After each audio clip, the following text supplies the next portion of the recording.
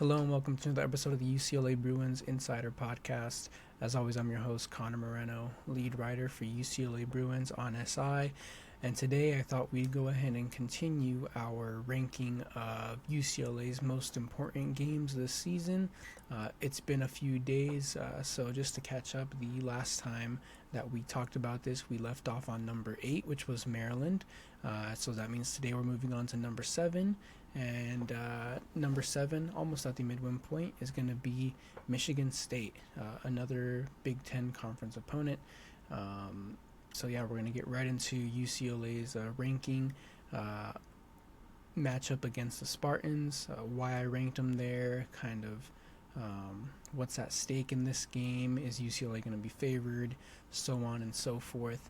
And then just going to go ahead and get into what a national analyst has to say about Michigan State this season, just so we can get a little bit of an opponent primer. I did write about every single UCLA opponent and what analysts are saying about them this season, so I figured it'd be a good way to mesh that in with this series. So just as a preference, I do understand that every single college football game is the most important. There's only 12 games in a season, but as I've been saying every single episode, I do think that some games hold more weight over the others, and I feel like this Michigan State one is perfectly fine where it's at number 7, just because it is a conference game, which is why it has some importance, but it's a conference game against an opponent that UCLA is projected to be better than this season. They are projected to be better, but it could also be a toss-up game, and I do think that toss-up games have some importance, especially if UCLA is going to be the team that they really do think they are this season. If they're going to be a serious team going for 7 or 8 wins, this game against Michigan State is one that they're going to have to win. Let me pull up a little bit of information real quick. And also, this game is at a crucial point in the schedule. It's a 9 a.m.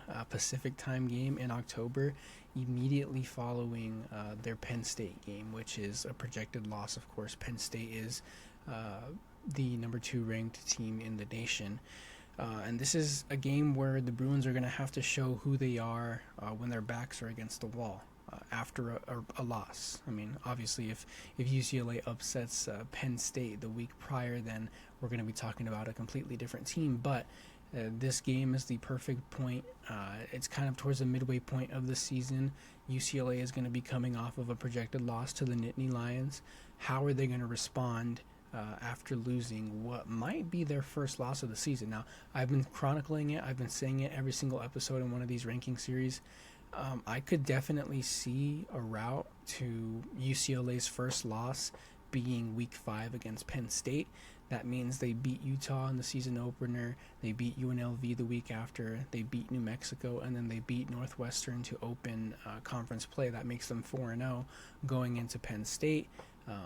It's at the Rose Bowl. Maybe they have a bit of an advantage there, but I do think that they're going to start 4-1 with their only loss being against Penn State.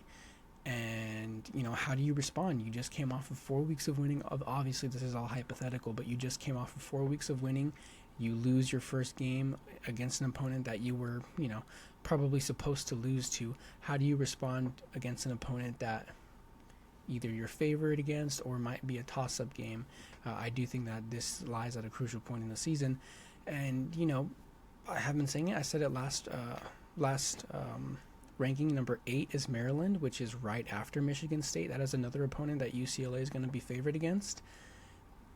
I mean, call me crazy, but there is a situation where, Nico Iamaleava adds 2 or 3 wins by himself, and just overall, progression as a team and improvement through the transfer portal. There is a world where UCLA can start the season 6-1. With opening 4-0 in conference play, like I said, losing to Penn State, and then beating Michigan State and Maryland. That's a 6-1 start right there. You already eclipsed last season's win total. You're just one away. You're just one win away from having 7 wins in the season. You already clinched a bowl game. I mean, I think that's very realistic for UCLA's season this year.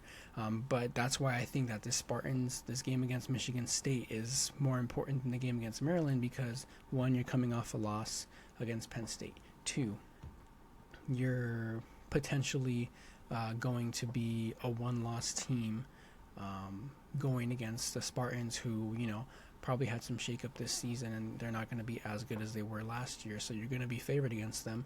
How are you going to respond? How are you going to come out?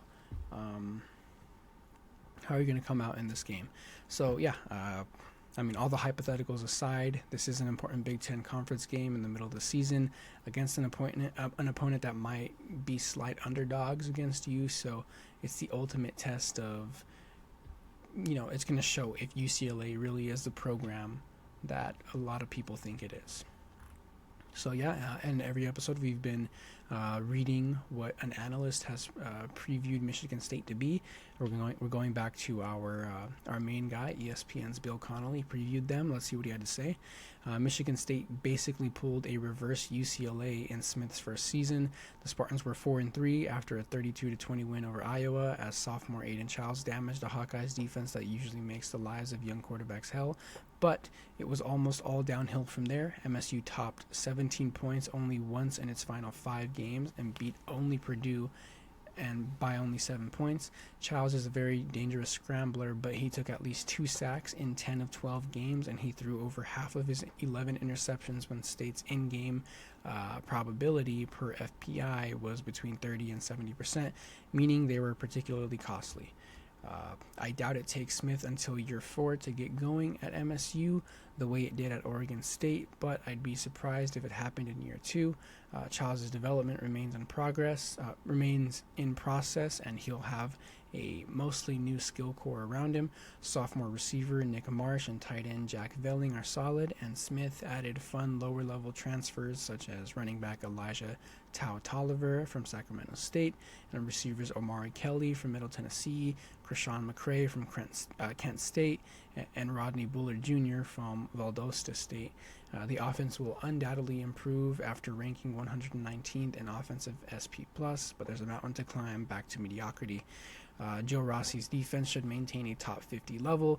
The Spartans were good against the run and returned 4 of their top 6 linemen, plus a strong transfer in Grady Kelly from Florida State. The top 3 linebackers and 3 transfers in the secondary are gone, but Smith loaded up with portal options, including 4 outside linebackers and 4 cornerbacks. David Santiago from Air Force might be the surest of the new outside linebackers, and Joshua Eaton from Texas State and Najee Burt from Eastern Illinois could both have high value at corner. The defense will carry as much weight as it can, but a schedule with 5 top 30 opponents won't offer much room for error. So yeah, Michigan State has their own pretty, daring gauntlet of a schedule. It's kind of similar to UCLA's, but I would say Michigan State's is much more difficult. So by the time UCLA comes around, you could really see Michigan State kind of struggling and maybe even spiraling. So yeah, that's all we're going to have for the number 7. Was that number 7? Hope it was number 7. Yeah, for number 7, in tomorrow's episode, we'll come back with number 6. At the midway point, we're starting to get into some really important games, so I'm excited to talk about them. And as always, thank you for watching. Thank you for listening to the UCLA Bruins Insider Podcast. We'll see you tomorrow.